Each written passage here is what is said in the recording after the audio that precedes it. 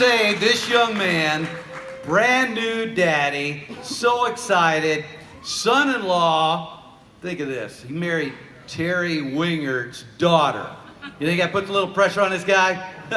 I mean, Terry Wingert's one of the top guys we got in the whole company, marries into the family, and this kid, I call him a kid, he's risen to the occasion. $100,000 earner, brand new daddy. I'm so excited. He's earned the right to be on the stage. Lamar Taylor. Nobody pray for me. It's been a day for me. Yeah.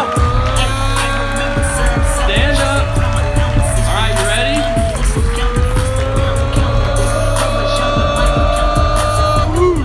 Boom. This is Letty.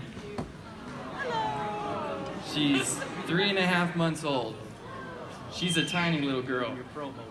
Lori, you want to come grab her? I'm afraid I might drop her. It's going to get a little intense here for a second. But she's part of the reason I'm going to talk today. You know, some of the things I want to talk about.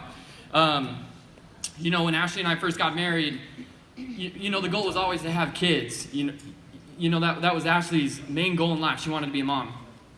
And I got started in the business. Terry recruited me and gave me an opportunity. I honestly didn't take it that seriously when I first got started. I'll just be honest with y'all. And Ashley and I, you know, long story short, I don't have too much time, but long story short, we had 3 miscarriages.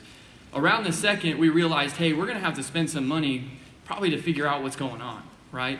And that's when things started to change for me in the business. I needed to get a little bit serious. I was a college student at the time, making next to nothing.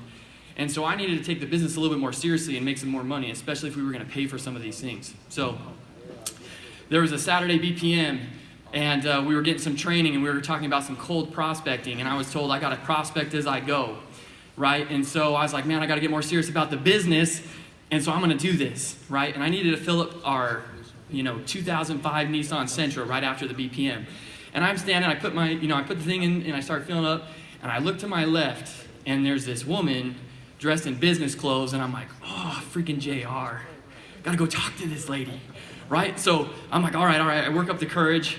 I walk over to her, and I'm like, hi, you look, and I'm super nervous, right? I'm like, you look super professional. What is it that you do professionally? Say realtor.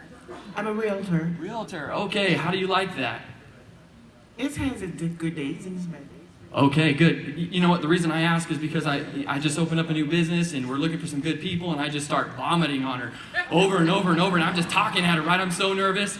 And anyways, long story short, she tells me no, I'm facing this way. My car, the little trigger thing, didn't stop. And so, our Nissan Sentra held 10 gallons of gas. I put in 16 gallons. And this lady didn't even tell me that my car is spilling gas out the side, right? That's a big deal when you're a broke college kid. And so, but here's what I learned, okay? Here's what I learned. That was probably the biggest victory at that point in my career. I learned that I was coachable. And that when somebody told me to do something, I would go and do it, right? And so the thing that they asked me to speak about is what are some things that I'm implementing in this year to change my business? I know I'm coachable, I don't need to change that. But I am looking for people who are coachable, right? I want to work with people who want to be worked with, right? I don't want to chase people. I shouldn't want them to succeed more than I want to succeed, right? And so that's one of the things that we're doing is we're looking for coachable people. And you've got to ask yourself, how coachable are you? The reason that McDonald's is so successful, we often talk about that they have massive distribution, that they have a system in place. But you guys do realize that human nature says that when you purchase a system, whether it's McDonald's, whether it's ours, right? When you purchase a system, human nature says that you're gonna go and you're gonna start to do things on your own, right? So the two things that makes McDonald's so successful is one, they have a system, and two, they have mentorship in place to make sure you run the system the way you should, right? They call that McDonald's University. We call that the system manual, right? And the beauty of our business is that we have a system and we have mentorship. But like I said, the question that you have to ask yourself is how coachable are you? Are you willing to receive that mentorship, or are you going to come into our business and say, you know what, I'm going to try and do it my own way? That's the question that you need to ask yourselves, right? Here's what I know in closing. Here's what I know. You know, in Think and Grow Rich, it says this, that with a seed of every failure brings the equivalent seed of success. Right? My wife and I brought Letty up. My wife and I, we had 3 miscarriages. We did a lot of in vitro. We paid for everything in cash.